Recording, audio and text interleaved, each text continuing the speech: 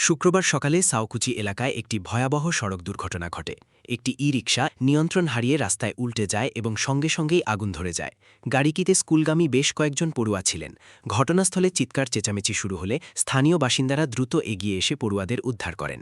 Fire service আসার আগেই আগুন ছড়িয়ে পড়ে এবং পুরো রিকশাটি পুড়ে যায়। সৌভাগ্যবশত দ্রুত উদ্ধার কাজের কারণে কোনো পড়ুয়া বা আরোহী হতাহত হননি। এলাকাবাসী এই ঘটনায় স্বস্তি প্রকাশ করেছেন। পুলিশ ঘটনার কারণ খতিয়ে দেখছে।